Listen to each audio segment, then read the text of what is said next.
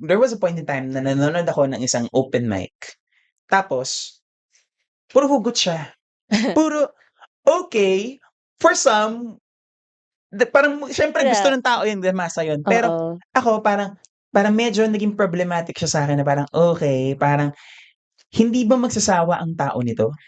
Subalit laging mayroong mga taong aakay sa'tin pabalik sa kung ano ba ang ating sinimulan pampito sa listahan ng mga bagay na nabanggit ko marahil ikaw ngayon ay Life doesn't always go as planned. Pero what if the wrong turns lead us exactly where we need to be? To somewhere even better. Welcome to Off the Record with me, Gia Santos, where we will have kwentuhan on life's plot twists, ikigai, and new chapters. Hello guys, good afternoon. Sorry, hindi pala good afternoon, good day.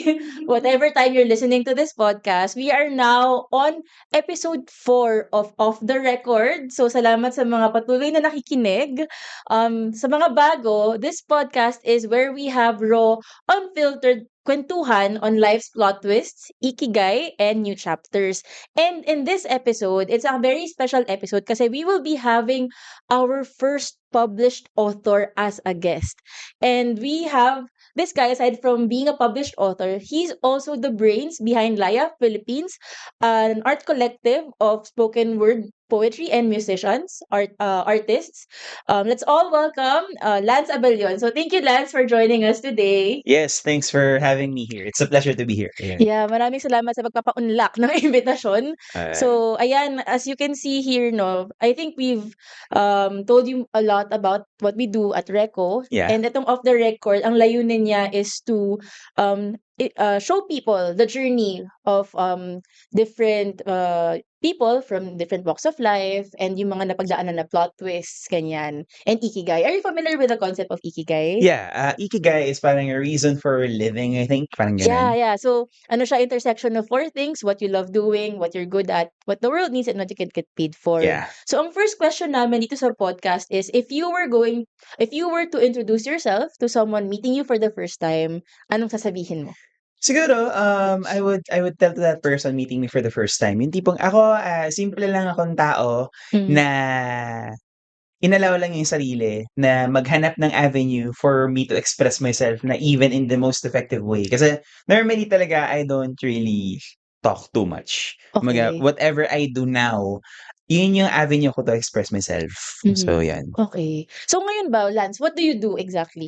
Ayun, so ngayon, besides being a writer, being a spoken word artist, ngayon, I work in sa IT related Okay. office sa university. So, Okay. at a state university in the Philippines. Okay. Yun, so bale, it's 5 taon na ako dun sa office na yun. Okay. Basically, I do communications work, doing voiceovers, editing videos, Wow. writing scripts So, medyo about related din talaga sa ano, no, sa art, sa communications, yes, yung yes. being an author and a writer din, no? Yeah. Okay. So, yung background mo, I think you mentioned communications yung ginagawa mo sa IT in Yes. UP. So, anong degree mo ng college? Actually, I graduated mass communication. Mass comm. Okay. How did you, paano ka nakarating dun sa decision na yun to take up that course? Actually, kasi parang growing up, kasalanan 'to ng nanay ko actually, Okay. 'no, ayan.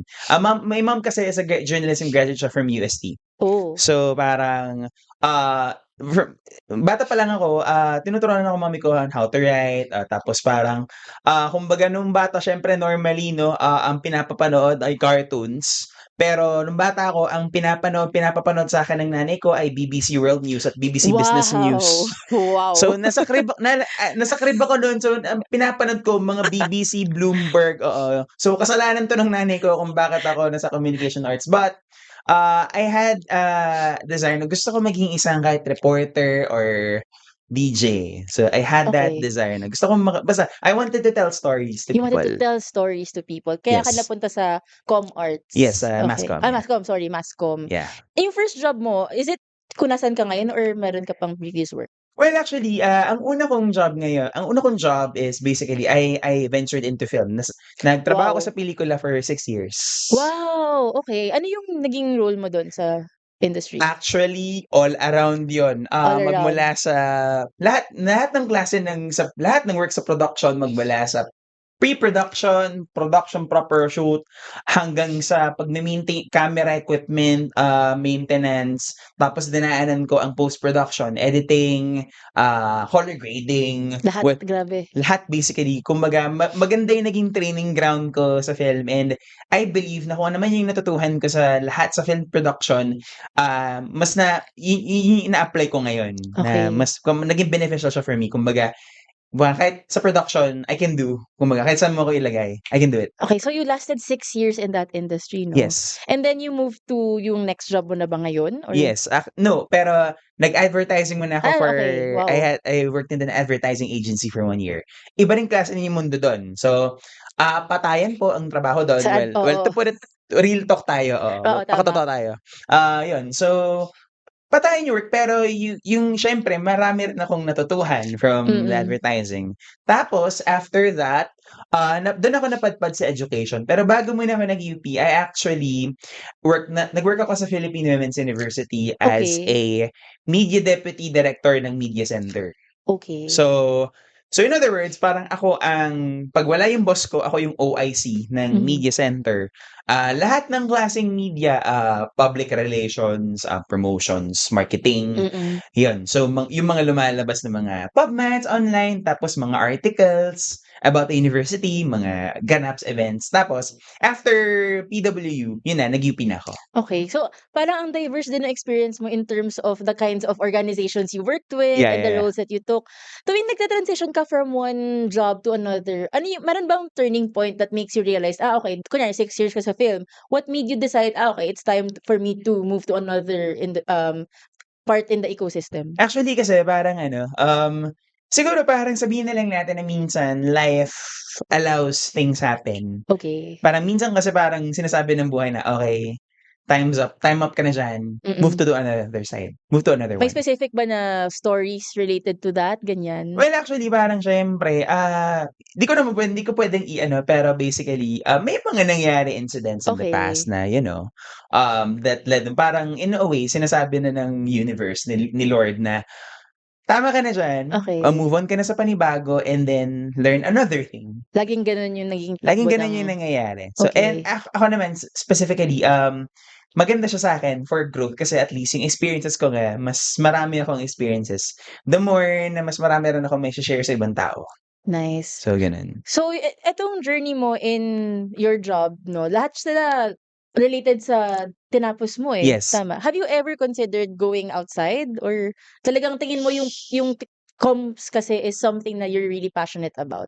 Hindi eh. Kasi parang Okay. sabi ko, parang minahal ko kasi yung communications eh. Yung Okay. storytelling, minahal ko siya Mahal mo talaga. talaga siya? Mahal ko Oo. talaga. Yung pagkakwento, mahal ko talaga. Love So, it. Oo. yun. Tas ngayon, I know you're a published author. You have, I think, 5 published books na. Yes. Okay. 5 na. Can you tell me, paano ka nagsimula sa pagsusulat ng Okay. libro? So, di ko makakalimutan tong date na to. It was June 4 of 2016. Doon nagumpisa yung journey ko sa spoken word, sa performance poetry. Okay. Pero prior to 2016, nagsusulat na ako ng mga poems, pero wala pa akong kapal ng mukha at lakas ng loob para ilabas yun sa publiko. Na kumbaga Okay. parang I had the second thought, okay, magugustuhan ba to ng tao? Parang okay, parang baka baduy Okay. ito, baduy para sa kanila. Na parang masyadong cliche, masyadong corny, mga ganun. Oo. Kasi syempre kumbaga hindi rin naman natin mape-predict ang listener kasi, ang viewer kasi, ang readers kasi. May iba-iba silang panlasa talaga at pulso. Yes. Oo. So parang bonus na lang talaga kung kumbaga makuha mo yung kiliti nila in terms of Okay. the concepts. Pero I just write and write and So, write. nung nagsusulat ka ng poetry mo, kasi ako din parang ever since I was young, poetry talaga yung default ko na creative writing. Yeah, So, yeah. ang dami ko nasa drafts. And Yeah. then I use it lang as an outlet for my emotions, to process my Yeah. feelings. Pag ganyan, heartbroken as a kid, ganyan. Ay, yung mga hugot na Mga yan. hugot, ayan. So, ikaw ba, ganun din ba yung start mo sa writing poetry? Well, Or actually ako, noong time kasi sikat na sikat ang hugot. Okay, I have nothing against hugot. Sinasabi ko 'to lagi. Pero kasi naniniwala ako as a writer, oo. hindi lang hugot ang pwede mong Oo isulat. Kasi pag naman. sinabing ang spoken word kasi for a time, parang nai-associate siya lagi na kapag sinabing spoken word, hugot. Kasi yun yung mga nagva-viral Yun yung mga before. nagva-viral. I have Oo. nothing against, pero sa totoo lang, kung ako ang tatanungin, Mm. ang pagtula, spoken word is more than hugot. Okay. Kasi pag sinabing hugot, meaning, ano yung hugot mo? Meaning, ano yung pinanggagalingan Gagalingan mo mo. as a writer? Ano yung pinanggagalingan mo as a storyteller? Kung Mm. pag sinabing hugot, na-coin lang siya na parang pagkasawi sa pag-ibig, Yeah, it's iniwan ng na-associate ex, lang sa ganun, no? pinaasa, pinagpalit sa iba. Mga ganong Yeah. klase mga concepts, 'di ba? So ikaw, like, what specifically is your inspiration with the poetry that you were writing even before getting published? Ako kasi parang nung there was a point in time na nanonood ako ng isang open mic. Tapos, puro hugot siya. Puro, okay, for some, parang siyempre gusto Yeah. ng tao yun, masa yun. Pero Oo. ako parang medyo naging problematic siya sa'kin na parang, okay, parang hindi ba magsasawa ang tao nito? Na yun at Okay. yun na lang yung naririnig Feeling nila. mo there's more Yes, that parang industry can there's offer. more to hugot. Parang mas puwede ka namang manggaling sa pag-ibig. Pag-ibig. I have nothing against hugot, disclaimer lang. It's just that parang you can do that as a starting point. Yep. Pero as a writer Sure. kasi naniniwala ako, this is what I've learned sa MA, sa Mm. masters ko sa UP, sa Okay. studies. Puwede ka magsimula sa pag-ibig pero in due time, dapat i-allow mo yung sarili mo to explore other themes as well, Okay. to explore other concepts as well. Kasi in that way, lalawak yung imagination mo, lalawak yung perception mo on things. So parang, halimbawa, maka-encounter ka ng isang work about sa mga farmers, Mm. about sa mga drivers, about sa mga Okay. workers na hindi nako-compensate ng tama, mga ganong klase, Nice. mga development ng Social commentary social din. commentary. Oo. Tapos diyan pumasok na ang mental health, Yeah. depression, anxiety. So parang as a writer, you should allow yourself also to be exposed Okay. to different themes, different Okay. concepts. So parang ikaw, yun yung hugot mo for writing your work, which is to show that there are other themes that can be written about. Yes, and kumbaga parang ang ano ko sa talagang genre ko, motivational and inspirational kasi ang Okay. genre ko talaga. Okay. Kasi parang naniniwala ako na yun na nga, balik tayo dun sa yung sa nanood ako tapos sobrang problematic. So, ano bang puwede kong mailatag sa table? What can I Okay. lay to the table? Ano bang puwede kong Yes. Ibang ihain sa mesa? ihain. Parang nag-inspire sa'kin na magsulat ka ng motivational, inspirational. Okay. And yun na yung pinaka-core ko talaga ever since until now. Okay. So oo nga, kasi nabasa ko yung book to bit kakabili lang namin sa'yo, no? So, Yeah. yeah. When you were writing before even getting published, talagang ang goal mo na talaga is ma-publish yun for people to read. Hindi siya pang personal use lang, yung mga sinusulat mong poetry. Yes. Kumbaga so, kasi parang in a way, parang ito kasi ang ano ko as a writer na hindi lang ako yung makapaglabas lang. Okay. Ang goal ko is really to inspire people. Okay. Yun talaga yun na there's chaos, there's Oo. negativity all around, pero let us also look to parang tignan natin yung kabilang side Yeah. ng buhay. Sobrang Parang interesting. Kasi for me, I won't call myself as a professional writer or something, but I write content on my page before as an outlet. Pati yung poetry ko, it's usually as an outlet yes, for private expression of my feelings, thoughts, doon naman ganyan. nagsa-start talaga Oo. yan. That's And started. then, so ang cool marinig nung ganitong perspective na yung sa'yo is really outward motivation to inspire people, Yes. to share different themes, maybe awaken people to different concepts, Yes. inspiration, no? Tsaka parang sinasabi ko na parang, parang there's more to life than Oo. well, hindi ko naman sinasabi ng toxic positivity, hindi naman Hindi gano'n yun. naman, Hindi naman, pero oo. parang there's more to life than kumbaga parang i-ano mo rin yung sarili mo, i-open mo yung sarili mo na there's hope. There's hope, yeah. There's still faith in humanity restored. Parang gano'n, mga gano'ng klaseng concepts. Nice. Kumbaga parang yun nga parang eto yun ang daming nangyayari sa paligid natin na so many negative things. Yep. Now, ang challenge is ano ang gagawin mo diyan? Mm. Ikukulong mo ba ang sarili mo sa negativity?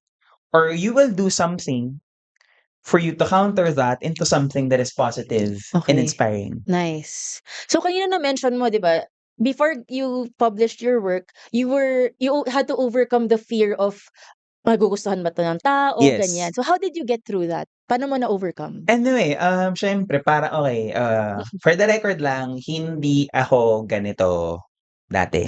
Okay. I was a typical shy boy, parang sobrang tahimik lang,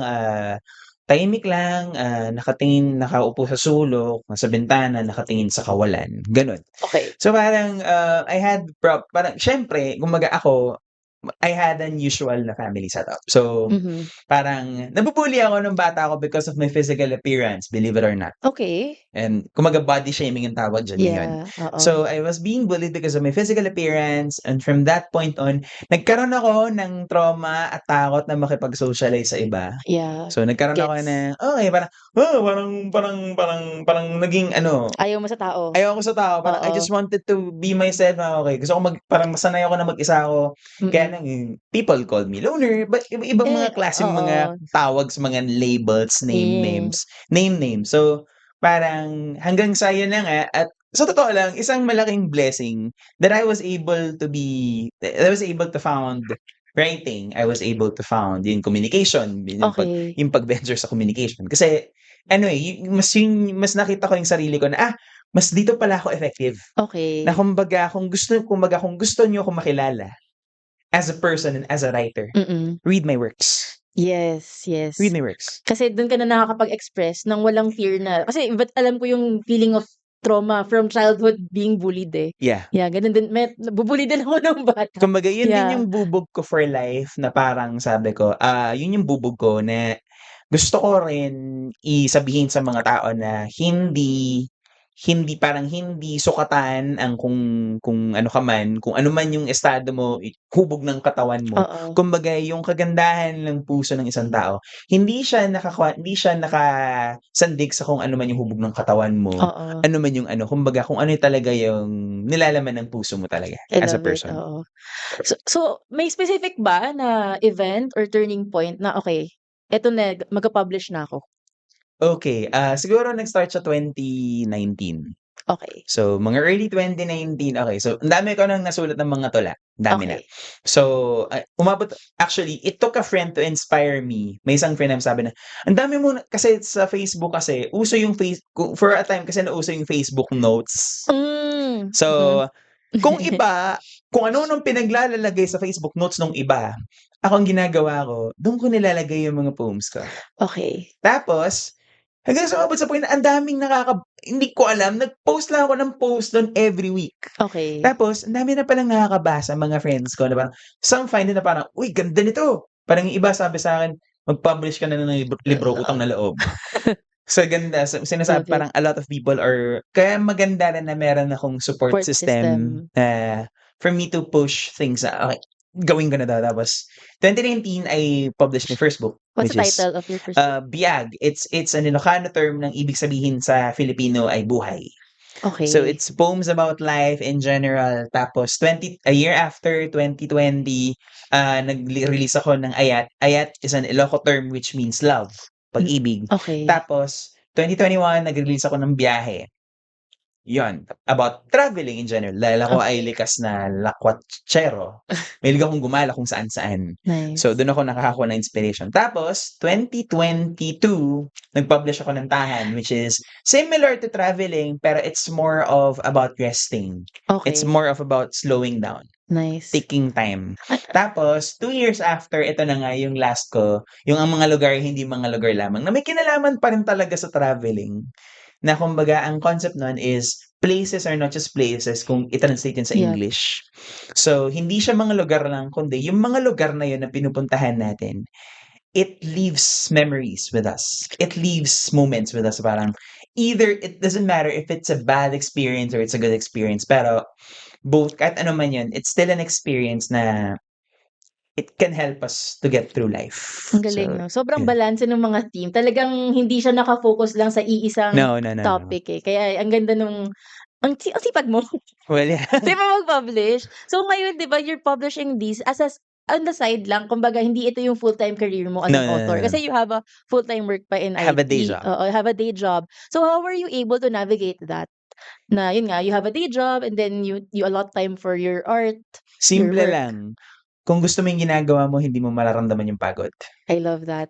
Would you say yung writing is your ikigai? Yes. My ikigai is to write poems and to inspire people. I love it. Gano'n siya. And ginagawa mo siya ngayon talaga.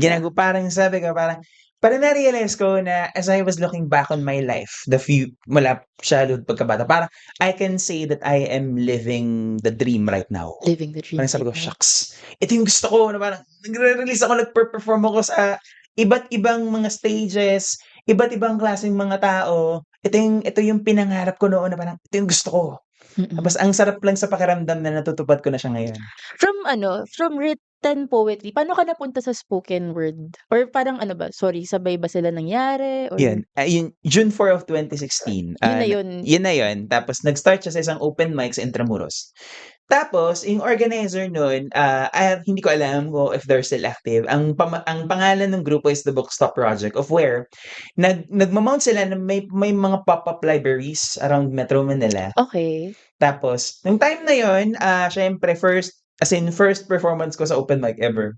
Wow. Ang daming tao nun, it was a Saturday night. Yung venue na yun sa Plaza de Roma, sa tapat siya ng Manila Cathedral sa Okay. Intramuros. So may fountain doon, tapos there's an open area. Yun. Tapos parang sabi ko, okay, ang daming tao. Tapos yung mga kasabayan ko, ang gagaling pa.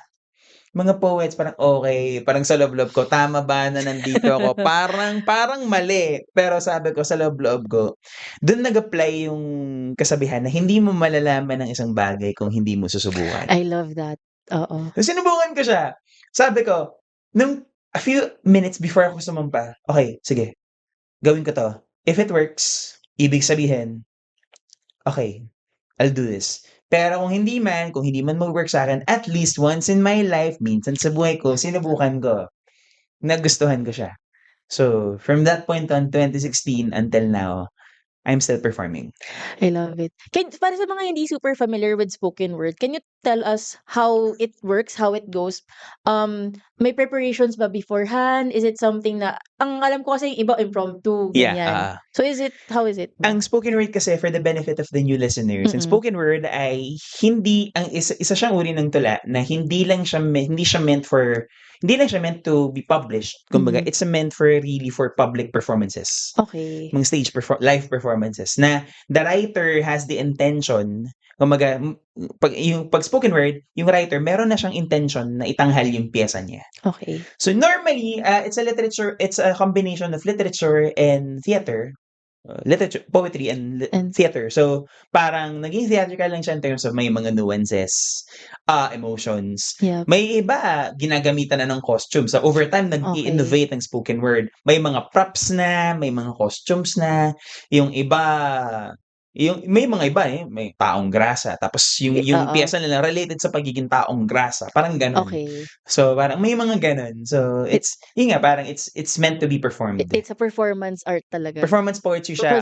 Performance poetry siya ang tawag sa ibang bansa. Okay. So, yan. So, dun sa journey mo, at what point mo stinart yung Laya? Okay. 2016, I started doing as a solo performer. A year after 2017, Laya was born. Okay. Laya Manila pa siya nun. Ito, for the record, ang daming pinagdaan ng pangalan ng Laya. Ano yung mga yan? Nag-start siya sa Laya Collective. Okay. Tapos, 2 years after naging Laya Manila siya, a year after naging Laya PH. Tapos, parang last year lang naging Laya Philippines Kasi parang may mga tao, may pag ini-introduce Laya Philippines sila ng Laya Philippines. So sabi ko, panindigan ko na lang yung sinasabi nila, Laya Philippines na lang. Okay. Para hindi sila mahirapan. Okay. Ayun, funny yun, pero yun talaga Yun talaga yun. yung pinagdaanan niya. Yes. Can you tell the listeners more about Laya, sa mga hindi familiar? Okay, Laya Philippines is a group of spoken word poets and musicians na sa 2017 siya established. It was established on July 29 of 2017. Okay. This year, nakakagulat mang isipin, we're turning 8 years. Grabe, ang galing. Sa Laya. Ito nagka-pandemic na't lahat, hindi Nandyan pa rin huminto kayo. ang Laya. Parang nag-pandemic na, okay, isa sa mga challenges, paano na? So we started to venture to online gigs. Oh, okay. Performances. So kumbaga pinag-aralan po, so katulad po ng karamihan, pinag-aralan po namin ang Zoom, ang StreamYard, Lahat yan. kung papaano dapat na maging audible ang mic, na dapat kapag ang background mo ay walang sampay sa likod, no? Oo, Yung mga ganong nuances. yung mga ganong klaseng concerns, no? Yeah. Ayun, so we had to learn everything. Learn I that. love Na it. parang dapat ang voice mo audible. Okay. Dapat na kumbaga, well, ang challenge lang is syempre mahirap siya in a way kasi wala kang live audience na kaharap. Yeah. Ang kaharap mo lang is Yung yung camera. computer mo at ang webcam mo. Oo. So, ang challenge, nalalaman na lang namin na may audience kapag may mga nagre-react. Oo, yung mga Pag may react, nagko-comments, pag comment. magko-comment, uy, parang mga re-react. Oo. So, yun, parang, binuo ko ang Laya Philippines is because parang, I had this desire in mind na gusto ko makapag-iwan ng legacy sa mga tao. Na gusto ko makalikha ng isang tahanan Okay. para sa mga artists na malaya silang itanghal ang mga piyesa nila na hindi sila natatakot. We live by the name, Laya. Laya. It means, ang Laya kasi, ang brainstorming niyan, June of 2017 muna. Mhm. So, Independence Day. Okay, so Independence Month, so lahat ng mga nababasa ko, libro, lahat ng mga napapanood ko tungkol sa paglaya. So, nag-click yung Laya. Doon siya nag-start. Doon siya nag-start. Name mo na, Laya. Tapos collective muna. Yun, tapos ang daming pinagdaan ng pangalan. So hanggang sa Laya Philippines na siya ngayon. Okay. How many artists yung nasa collective ngayon? Siguro we are na mga 20 to 30 people. Okay. So yun. Yun, every month, dati every month, ngayon, every 2 months, we mount events around Metro Manila. Anong mga events usually yung mga kinoconduct nyo? Or saan kayong nagigig? Anong kinds of Iba-iba, pero opportunities? mostly mga open mic events. Open mic events. Mga tao kung gusto mo basically para po sa mga kaalaman ng tao, ang open mic, it's an event of where pag sinabing open mic, anybody can perform. Okay. Either music or kanta nila o mga original pieces nila or kahit yung mga simpleng stories lang nila ng short stories, babasahin lang nila sa harap. Ganun lang. Okay. So, parang open mic is a safe space for everyone. People can be vulnerable, people can be, kumbaga parang yun din kasi that's the beauty of art rin. It allows you to become vulnerable na hindi ka natatakot na for you to show what emotions yung gusto mong ilabas doon. Nice, okay. So let's throughout your journey, no, from your work in communications and then you publishing your books and starting Laya. I'm sure the journey wasn't a smooth one. Yes. What challenges or plot twists did you go through to get to where you are now? Siguro parang may mga tao bang, ang tanong ko sa sarili ko, may mga tao bang naniniwala talaga sa mensahe namin? Okay. Na parang, okay, may sasali ba sa amin? Pangalawa, kasi parang syempre, parang sasabi, cliché, baduy. Syempre, babalik tayo sa pagiging baduy, diba? Parang, akala mo, mga baduy, parang pag-asa baduy, so corny. Real talk, magpaka-real talk tayo dito. Some Oo. people ganun mag-isip. Actually, Pero may ganun kasing, I think in the Filipino culture in general, anything Filipino is, may mga segment of our society who na medyo hindi pa rin, kumbaga, hindi pa rin nila in a way, hindi naman sa hindi nila tanggap, pero minsan parang, hindi pa rin na-appreciate parang the hindi value of masyadong local. na-appreciate, which is parang, ang nangyayari, hindi sila aware sa mga nangyayari sa paligid nila. Parang syempre, ang tao naman, ang inisip lang ng tao, basic necessities. Okay, anong kakainin namin Yeah, for breakfast, lunch, at dinner?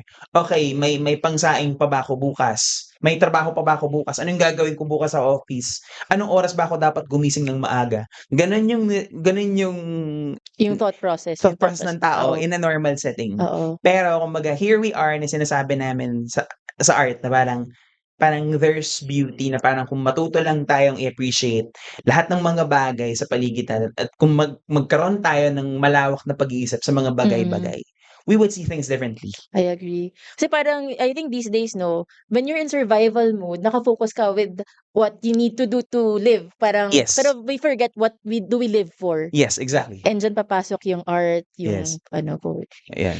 Meron bang times where you thought na parang, ay, ayoko na to, or parang you feel like you wanna give up, tapos biglang plot twist, biglang may breakthrough ka, ganyan? A lot of times. Actually, the past few years, syempre, siguro mga pandemic 2 years ago. Parang, I had a parang, is this all there is to life? Parang hanggang ganito na lang ba ang buhay? Tapos, okay, ang pinaka-plot twist ko, 2023, dito na, parang kasi there's this counseling program on Philippine Radio, Okay. Dr. Love Radio Show. Okay. Okay, it's hosted by Brother Jun Banag, OP, which is actually, hindi siya pare, he's a lay Dominican. So, ang concept ng Dr. Love is a counseling program. Okay. Parang tinutulungan ng problemang yon, taong yon, tinutulungan ng programang yon ang lahat ng mga taong nahihirapan. Lahat ng mga nabibigatan sa buhay, mga nagugulumihanan. So, matagal ako naging listener ng college pa lang, listener na ako nun. Tapos, parang, kaya naman ako napasok doon, it's because, parang, meron kasi akong little project dati na podcast. It's Kwentong Biyada Podcast. Inactive siya ngayon. Well, yun.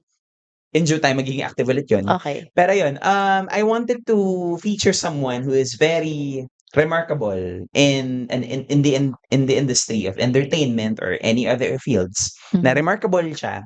Tapos sabi ko, naalala ko, listener ako ng Dr. Love Radio Show. So I decided to contact yung si Brother Jun Banaag. Hi, Brother Jun, if you're watching this. Yun. Ayun. Sabi ko, okay, parang invite ko kaya siya. Tapos, sakto, nakita ko, Dr. Love, active na ulit siya. So, kinapalan ko ni mukha ako, nag-message ako sa Facebook page ng Dr. Love. So, in ang time na yun kasi, syempre, habang nangyayari yun, I was kaka-breakup ko lang to a past relationship. Okay. Kakaano ko lang. So, kakagaling ko lang sa breakup. So, what a setup, right? What a scene. Ayun, so parang in a way, nagkakaroon ako ng on how will I, syempre, hindi naman siya madali being in a breakup. Of course. Pagkatapos niya, tapos parang biglang, andun lahat, tapos biglang magmumukmuk ka sa isang tabi, iyak ka sa isang sulok. Yung tipong makakarinig ka ng isang kanta, Maalala mo. tapos maaalala mo, parang magiging relatable sa'yo yung kantang yun. Lahat ng bagay sa paligid mo, relatable sa'yo. Parang ganun. Tapos, nag-message ako, okay, I wanted to feature Brother Jun. Again, tapos may sumagot. Okay. Producer ng show. Okay, okay po, pero actually, ang gusto pa sana mangyari ni Brother Jun, ito yung pinakaano niya, gusto po niya kayo makausap on the air. I was like, okay, bakit sa air Parang, pwede namang private naman na ganon-ganon. So, okay, ganon. So, tapos yun, hanggang sa, okay, StreamYard yun online yun Sa online yun. Yung show na yun, it's broadcasted sa radio, nationwide yun. Okay. Tapos, suddenly, hindi nasumalang na ako sa air Okay. Tapos parang ganyan-ganyan. Matagal na po akong listener, parang nagugulat siya na parang as young as I am daw, may mga listeners. Kasi normally, ang mga listeners pa ng Dr. Love Radio Show ay mga senior citizens, believe it or not. Yung mga Ganun siya katagal. mga taxi drivers, mga jeepney drivers na sa mga nanonood na mga ibang generations, kung taxi driver ka, I'm sure kilala niyo si Dr. Love. Kilala niyo siya. Okay. Ayun, so nag-usap kami on air. Tapos, parang natuwa siya. Tapos na-listener siya. Tapos, eto na yung turning point na pagkakasali ko sa programa. So besides the day job, do you may mga hobbies ka ba? Are you into arts? Ganyan-ganyan. Sinabi ko, I'm a spoken word artist. Tapos parang, in an instant, parang nag-light up yung mata niya. Parang, wow. Okay, this is interesting. Tapos, parang ano ba yan? Parang, syempre, parang nakakatawa kasi ng time na yun, spoken word artist. Syempre, ang mga tao, hindi alam lahat kung ano ang spoken word. So, parang nagkaroon ako ng spoken word 101 lecture sa isang counseling program. So, nangyari. Nice. Tapos yung parang, yung producer pala ng show, fan na fan ng spoken word. Oh. Fan na fan siya. So yung mga naririnig niya kung saan. Nakakapanood na pala siya ng mga spoken word events. Nakakita siya ng mga spoken word video sa YouTube. Tapos, Eto na, pinasample ako sa show ng Wow. producer. Okay. So, ito mind you pinasample ako habang naka-ere ako sa Luzon, Visayas, Mindanao at naka-live ako sa Facebook all Live. over the Oh world. my God. Live yon. So, there, parang I just performed the piece. Tapos, nangyari, nagustuhan ng station, Okay. nagustuhan ng production. Eto na, parang, ito yung plot twist na sinasabi ko, na minsan nakala mo ang buhay hanggang gano'n na lang. Parang biglang may, may sorpresa Oo. sa'yo. Ang nangyari, okay, so, parang pakitandaan ang mukhang ito. Sabi ni Brother Jun, pakitandaan ang mukhang ito dahil iniimbitahan ko siya na mag-perform sa programa Oh. every week. Oh my gosh. Every week, mag-deliver ka ng isang piyesa every week na may kinalaman. Kung anong piyesang gusto mo, go. Basta, ang goal lang, inspirational lang siya. Eksakto, ang inspirational, motivational. So, saktong-sakto. Oo. Gusto nila mga inspirational, mga motivational kasi spiritual din yun. So, okay. Tapos, yun, after that, siguro, nag-start yung March 20 of 2023. Yun yung pinaka-pilot episode. Ang daming nanood. Tapos, and lo and behold, ngayong taon, it's been 3 years. 3 taon na po ako nagtatanghal sa programa. Every week. That's every week. Monday. Grabe. Mondays. Kada linggo, kumbaga parang, nagkaroon ako na parang, simula nun parang, I'll never look at Mondays the same way again. Kapag sinabing Monday, parang trabaho ka na naman, ganyan-ganyan, traffic na naman. Pero, the way I look at Mondays now, exciting ako. Kasi Okay. parang, I get the chance and opportunity every week to share to people about a certain story na parang may kilala sa pagtula through spoken word, through performance poetry. Ang ganda. At yan. So, everything else, yun yan. Talagang parang sometimes all it takes is you being open to opportunities. Mag-yes ka lang. Yes. Na parang, I think nagsimula pa nga to sa pinaka-umpisa nung first sabak mo sa spoken word Open mic. na open mic, na parang, kaya ko ba to? Pero, you just said yes, overcame your fears, and then look at where it led you. Ngayon, like, every week ka na sa buong bansa, sa buong mundo, nagpo-perform, nagla-live Naka-live ako ka. dun. So, And tas ang ganda nung sanayan mo, parang yung Mondays ngayon, you view it as something meaningful and exciting sa'yo kasi it's related na sa ginagawa mo, na ikigai mo, I would yes, say. exactly. Ang galing. So ngayon, would you say na you are at the peak na of what you want to achieve, or what's next, or what are the things that you're looking forward to pa in your career as an author, as a spoken word artist? Sa totoo lang po, parang I wouldn't say may mga friends na sabi na, parang kilala ka na, ganyan-ganyan, ganun-ganun. Pero sa totoo lang, believe it or not, hindi ko siya masyadong iniisip. Okay. Parang, ang goal ko lang is, I just wanted to write, to tell stories, to perform poetry. Ganun lang yung gusto kong gawin. Kasi parang, yun nga, parang, yung kung malayong-malayo ako ngayon, kumpara noon, sobrang layo talaga. Okay. Difference, kumbaga, if you look at the difference, sobrang layo ng Lance noon at Lance ngayon, na from Lance, na takot, na Lance ngayon, na sobrang motivated, na every week, I get to perform to thousands of listeners and viewers worldwide, and to perform to different stages. Okay. Parang, yeah. Sa akin, siguro, what's next for me, yun, as of speaking, meron akong dinedevelop. I'm working on my 6th book already of poems. Wow. Na abangan niyo po kung kailan ko siya ilalabas. Bawal ko munang sabihin. Yan, so, Sige. yan. Abangan nyo na lang. Yes.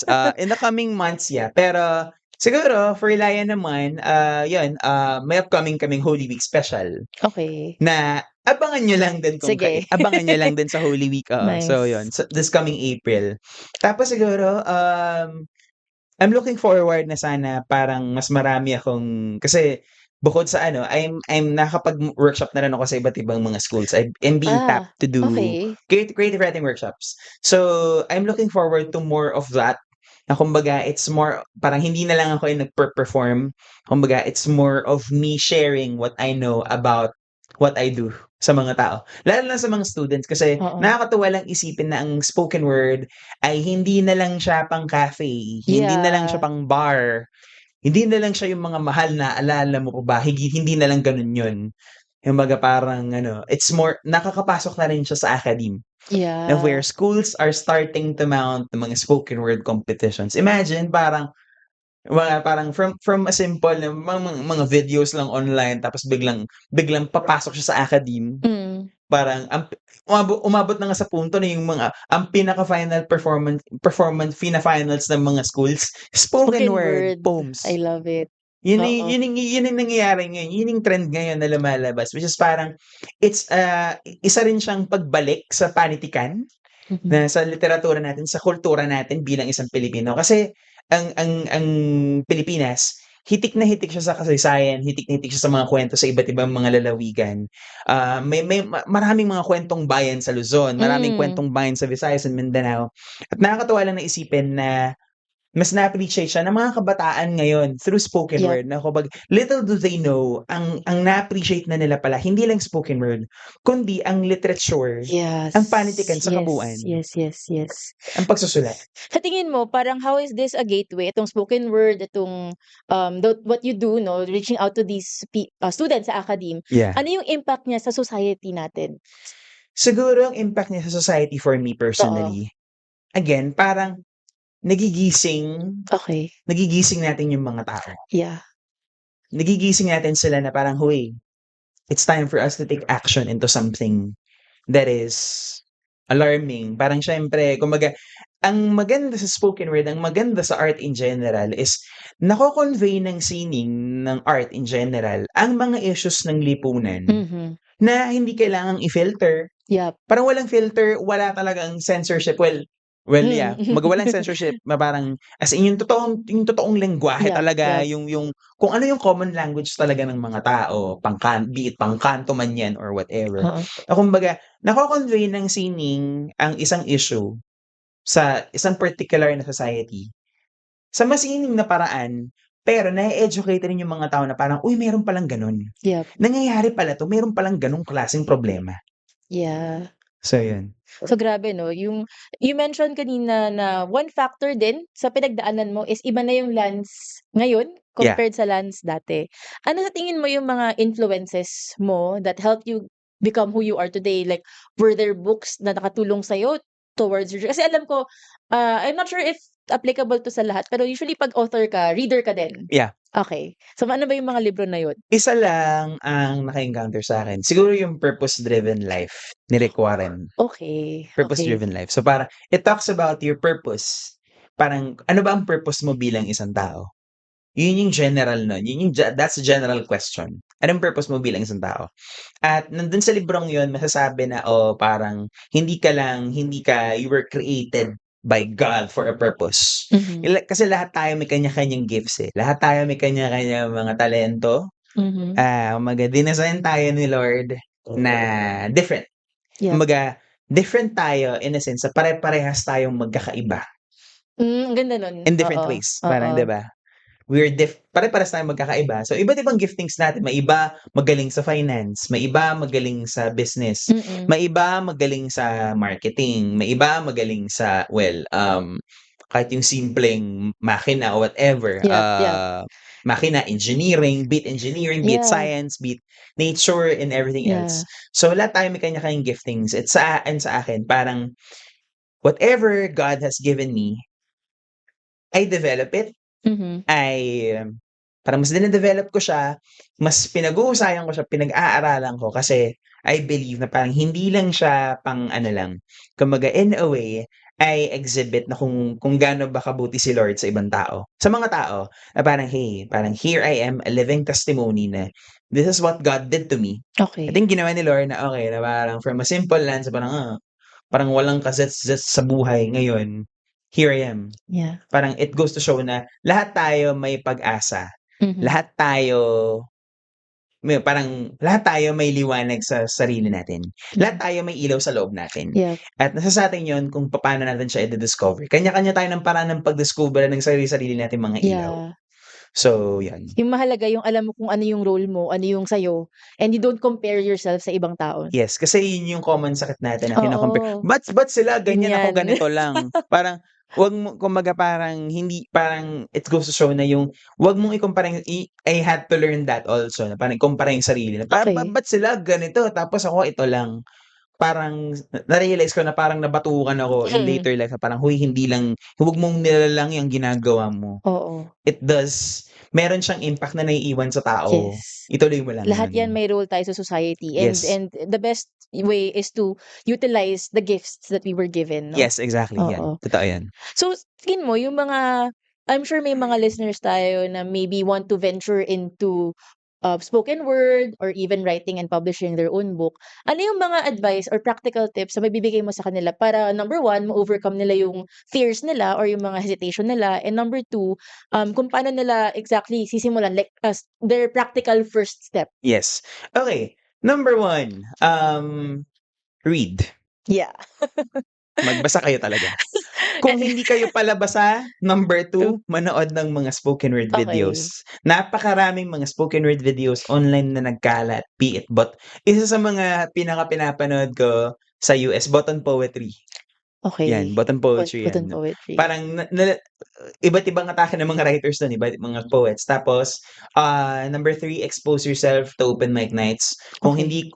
kung tamad rin kayo manood ng YouTube, pumunta kayo sa mga open mic events, sa mga kahit saan sa Metro Manila, Ang dami nagkalat na nga yan. eh. Yung tipong kasi ang spoken word na maganda, mas accessible na siya ngayon kumpara noon. Kumbaga kung dati hahanapin mo pa talaga kung saan may event, ngayon kahit saan kang lumingon sa Metro Manila meron. Kahit saan ka magpunta meron, kahit sa QC, Caloocan, ang dami, kahit saang probinsya, ang dami. So, Yeah. yun.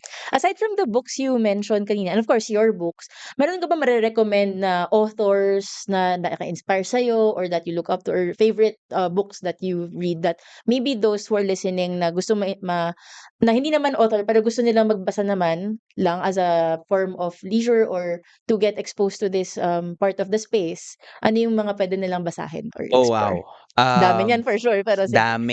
5, top Pero 10? top 5. Well, actually, believe it or not, ang isa sa mga influences ko si Rizal. Nice, yeah. Jose Rizal. Yeah. Yung mga works ni Jose Rizal. Guys, pag Solid. sinabi kong Jose Rizal o history, balikan natin ang history. Napaka-importante ng kasaysayan ngayon. Pangalawa, ang turning point ko kasi kung bakit ako nahilig sa Filipino is nung college ako, nagbasa parang a way to kill time na hindi ko naman sinasadya. Nakapagbasa ako ng isang Filipino translation ng mga tula ni Pablo Neruda sa Filipino. Pablo Oh. Neruda is a poet from South America, Latin America. He's a poet from Chile. Okay. So, ang ganda doon ko na-realize parang, shucks, ang ganda ng Filipino language. Ang ganda ng Ganda wika ng natin oo. na parang, kumbaga kung dati ako, yung iba nilalang lang ang Filipino, sabi ko, kung gandang-ganda ako sa Yeah. Filipino. Parang sabi ko, shucks, subukan ko magsulat. So, yung Pablo Neruda. Number 3, yun, Purpose-Driven Life ni Rick Warren. Yun. Number 4, siguro yung mga works ni Gabriel Garcia Marquez. Okay. Yun. Bukod doon, wala na akong maisip. Yung Okay lang. yung apat lang, yung mga yun Yun top lang. of mind mo. Tapos siguro kung sa spoken word naman, siguro, ayun pala, si Rudy Francisco. Yung mga books ni Rudy Francisco, Helium, yun. Tapos marami rin siyang mga spoken word performances online. Sarah K, Phil K, yun, mga sa local naman siguro may Cantillano, I think. Okay. Leandro Reyes, yun. Hi Lian and May. Shoutout sa inyo. Shoutout. Binanggit ko kayo, happy? Ayun. So yun, binanggit ko kayo. Okay, seriously, kumbaga, Oo. sina May tsaka si Leandro, napakahusay rin nilang magsulat. Oo. Ang husay, sobra. So they are really one of the persons sa local scene ng spoken word that I look up to. Okay. So, Nice. panoorin niyo sila, guys. My God. Ang ganda ng mga piyesa niyan. Okay. Ayun. Before we wrap up, saan ka nila pwedeng hanapin, Lance? Like if they wanna buy your books or watch you perform, yung mga events ng Laya, saan nila pwedeng makita? Like, Okay, so sa mga books ko, pwede niyo akong i-message lang privately. Gano'n lang Okay. kasimple. Facebook ko, Lance Abellion, sa page ko. Yun. I have a Facebook page and I have a personal account as well. Parang kung gusto niyo maging friends tayo, Okay. you can send friend requests. Nice. Yun, tapos yun. Ayun. So, tapos sa Live Philippines, follow niyo kami sa Live Philippines sa Facebook at sa YouTube. Ayan, so, Yeah. ayan. And I think pwede nating sabihin na soon your works will also be available on Reco platform. Yes, kasi Yes! nag-yes na siya. Yes! Yeah. It's available in Reco. Yeah. Okay. Kasi sa Reco, before, konti na lang talaga, madami tayo. Yeah, ang goal kasi namin sa Reco, we're developing this platform so that magkaroon ng avenue for more Filipino literature na maging accessible sa mga tao. Sa Kasi mga writers, sa, yeah. sa mga writers, sa mga readers even. Kasi ang napansin ko, ako din, bago pa lang ako sa pagbabasa ng Filipino literature. Recently lang ako na-expose na, marami pala tayong magagaling na works here na hindi tayo exposed to. Ang Puro dami, mainstream sobrang lang. gagaling ng mga manunulat. Exactly. Ang dami. And then when So, you look for them, ang hirap hanapin ng oo. mga, whether it's print books or whether it's digital books, and that's what we want to tawag dito, ilagay sa platform para mas marami pang Pilipino ang maka-access ng Filipino literature. So ayan, may nagre-request dito, Lance. Okay. May nagre-request. Sample naman Sample. daw. Okay, sige. Sample. Okay. Ano ba? Sige, ang ipe-perform kong piyesa is basically, this is a poem na masasabi kong in a way, this is my signature poem Mhm. of where I wrote this in the time of June of 2018. Nung time na yon, June, literal, umuulan sa labas habang sinulat ko ang tulang to. Yon. So, June of 2018, tapos this poem is about being a friend to someone who is lost. So, parang ang itsura ng piyesang parang ang scenery is may isang tao na na-stuck siya sa isang napakalakas na ulan, tapos wala siyang mahingan ng tulong, walang tao sa paligid niya, until there's this one friend na dumating, pinayungan siya, sabay silang naglakad sa ulan. So yun, ang pamagat ng tulang ito ay kapag sumapit ang tag-ulan. Ito yung common request ng mga tao talaga. At hindi ako magsasawang itanghal ang piyesang to. Dahil this poem talks about being a friend. Na let's be kind to one another. Let's be friend. Maging kaibigan tayo sa isang nangangailangan. So, kapag sumapit ang tag-ulan. Kapag sumapit ang tag-ulan, hayaang ang aking mga bisig ang maging kanlungan mo. Asahan mo. Ako ang tahanang magsisilbing silungan mo kapag nagsimulang manalasa ang bagyo. At sa iyong pananatili ay makakatagpo ka ng mainit na yakap na alam ko na matagal mo nang inaasahan buhat sa mga taong nakapaligid sa iyo at oo. Ramdam ko na matagal mo nang hinihintay ang pagtila at pagtahan ng sarili mong tag-ulan dahil sa mga sugat at galos na iyong natamo buhat nung ikaw ay masaktan. Mula nung hindi mo na maramdaman ang haplos ng tag-araw na pumapanaw ng panlalamigo ang pagtatagpo ng araw at ng kalangitan na nakapagbibigay sa iyo ng kilig kaya kaibigan. Kapag sumapit ang tag-ulan, sasamahan kita sa iyong paglalakad na kahit umampas man ang malakas na pag-ihip ng hangin ay hindi ka na matatangay dahil sa mga kamay ko. Ang mga kamay ko na handang umakap sa mga bisig mo na kapag masyado ng maingay ang mga ugong ng panghusga na paulit-ulit na pinapakawalan ng mundo ay handang-handa akong ibigay ang pagtanggap at paglingap na hinahangad mo. Kaya halika, sabay natin tahakin itong daan. Huwag mong alalahanin ng bawat pagpatak ng ulan dahil ako ang magsisilbi mong payong susukob sa iyo upang hindi ka na muling makaramdam ng pag-iisa at ng kalungkutan. At kapag sa sandaling sumapit na ang tag-araw o kahit dumating pang muli ang tag-ulan, kaibigan, makakaasa ka. Hindi na ako kailanman lilisan. Hayaang mong ako ang iyong maging tala at gabay. Patungo sa ligaya, ginhawa, at kalayaan na nais mong patunguhan. Maraming salamat. Grabe! Thank you so much! Grabe, nakakakilabot. Kasi, sorry, gusto ko lang i-dissect yung naramdaman ko. Kasi alam mo yung ang powerful na kasi ng words themselves. Yeah. Pero yung iba talaga yung elemento ng delivery, yung bawat pagbigkas ng salita, And yung emotions. mind you, parang ang tagal ko rin natutuhan ng tamang delivery. Kasi mabilis akong mag-deliver dati, hindi ganito. Kumbaga it's more of parang theatrical, eh. I have to do Oo. it theatrical na malumanay. Kumbaga parang may sinasabi nila sa'kin na parang, I don't know, hindi ko masyadong iniisip rin yun, na mga piyesa ko daw kung paano raw ako mag-deliver, magaan raw na may taglay na bigat. Okay, for me, Yeah. that's quite contrasting. Pero yun pala, kumbaga parang magaan siya in terms of the concept, pero yung naiiwan pala sa kanila, Yung impact, yung mabigat. yung Yung parang impression. sabi ko, importante rin yun na another tip, na make it sure it has to be short and sweet as well. Kasi Oo. ang trademark ko bilang isang spoken word artist, normally ang mga tula ko hindi siya lumalagpas ng 3 minuto. Okay. Normally 2 minutes or less, minsan nga 1 minute or less. Kumbaga parang it has to be short and sweet na within a short span of time kailangan makuha mo yung attention ng Galing. audience mo.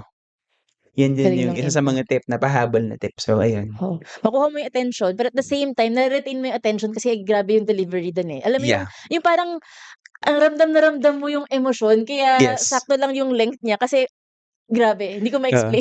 Mga ano, Ang depende. solid, Actually, solid. may mga writers din naman na mahaba rin yung piyesa nila. Pero oo. Pero hindi mo rin mararamdaman na Daman. mahaba yun kasi ang ganda. Oo. Pero ako, ang trademark ko talaga is make it short but sweet. I think ano din, one factor din na alam mo yung sarili mo, you know your style and you stick to it. Exactly, Oo. yan. Na iba-iba naman pero same impact. I love it. Yes, tama. Maraming salamat dun sa pag-sample sa ano ng piyesa mo sa amin, Lanzo. Alright, it's a pleasure. Thank you. And I think that's it, no? Sobrang Mar pa ba? Gusto ko pa sana magpa-isang sample kaya lang ba Puwede pa ba? Isa pa? Sige. Sorry. Okay lang. Sige. Okay lang, walang problema. Sige, Last one. may nakahanda akong 2 tula, guys. Okay. Ang isa naman ay basically this poem ay nasa latest book ko na ang pamagat ay ang mga lugar, hindi yung mga lugar lamang. Nag-plug, no? Ayun. Yes, go. Ayun. So, ang tulang ito ay pinamagatang 8 bagay. Ito ay isang tula. Okay, meron po kasi akong tradisyon sa sarili ko na every New Year's Day, tradisyon ko sa sarili ko na kapag patak ng January 1st ng morning, magsusulat ako ng mga tula na may kinalaman sa pagsisimula. Oh, love it. Oh my Kumbaga, gosh, it's about, excited na ako. it's kumbaga kung ang iba, ang paraan ng pag-welcome sa bagong taon ay paingay, fireworks, ako po, iba po. Ang paraan ng pag-welcome ko sa bagong taon ay pagsusulat ng mga tula about starting over, new beginnings. Kasi parang ang New Year kasi may kakaibang epekto sa akin ng bagong taon. Kasi parang paggising mo, alam niyo pa yung feeling na paggising mo, New Year's Day, everything is new. Mhm. Fresh lahat. Parang feeling mo lahat bago sa paligid mo. Na kahit sabihin mong yung bahay mo, ganun pa rin siya, pero andun yung pakiramdam na parang fresh, it's new. It's new. It's new, parang it's parang iba. Iba yung kakaiba yung arrive sa akin ng New Year. At nasulat ko ang piyesang ito last year, January 1 of 2023. Nasulat ko siya 10:00 ng umaga before lunch sa kwarto ko sa probinsya. So, ang pamagat ng tulang ito ay 8 bagay. 8 bagay sa pagpapatuloy. Una, mahalaga na marapat tayong magtanim. Magtanim ng sigya at ng pag-asa sa bawat taong ating nakakasalamuha sa pagkanalang hinihintay na masilayan ang ating apoy at alab na napapanatili nating buhay pangalawa. Kung akala mong walang nakakakita ng iyong mga pagsusumikap na pagbutihan ng mga bagay na iyong ginagawa ay nagkakamali ka. Ipako ang paningin hindi sa kung alin ang nawawala bagkus sa kung alin ang nariyan pa pangatlo. Bawat pagkakataong makapag-iwan ng mga magagandang mga paalala at alaala ay marapat na gawin kasama ng iyong mga minamahal para matutuhan rin nilang malaman ang kahalagahan ng pag-iiwan ng kanilang bakas sa mundong kanilang ginagalawan. Pang-apat, marahil may mga tao sa iyong kapaligiran na hindi umaayon sa iyong mga nais at kagustuhan. Subalit ang mahalaga ay matutuhang balikan ang iyong mga paano, ano, bakit at saan pang-5.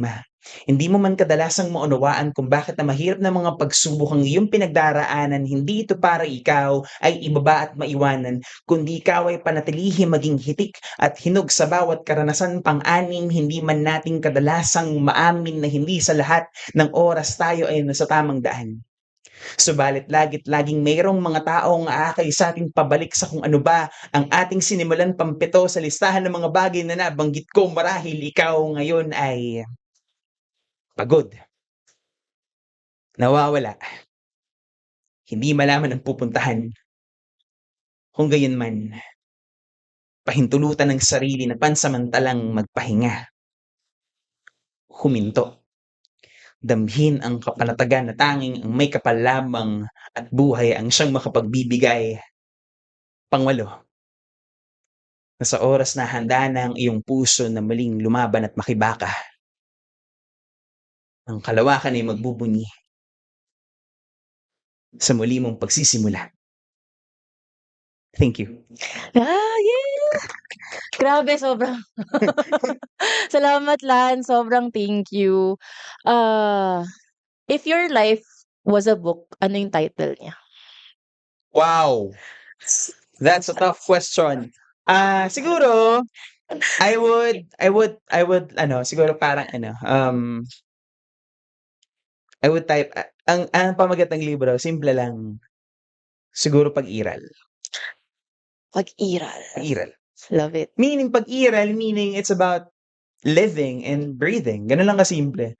Parang ayoko nang pakomplikaduhin, pero Yeah. it's Pag-iral. It's about yung us living in the moment, treasuring every experience that we have and we do. Kasi kada experience natin sa buhay natin, it leaves us lessons na it can help us along the way. So, Pag-iral ang title ng Love it. libro ng buhay ko. Yan. Ayoko na siyang pagulan. Parang naiiyak na ako masyado. Pero sobrang salamat, Lan, sa papa-unlock ng imbitasyon namin mag-join sa podcast na to. Sure, the pleasure ko is Yeah, mine. It's a blessing for me to be here as well. Ayan. Yeah, so lalagay namin sa description yung mga links where they can get in touch with you Yes. para sa Laya and sa mga libro mo and sa events ninyo. All right. Right. Thank you, Lance. Thank you guys for listening. Maraming See you at the salamat. next Thank you. episode. Bye. I guess that's it for today's Kwentuhan. Thank you for listening, and I hope you enjoyed the episode. I'm Gia Santos, and for more info about us and the books we recommended, check out the description below. Follow us on social media, and we'd love to hear from you. Off the Record podcast is brought to you by Reco Asia, your gateway to Filipino books and authors. See you in the next episode.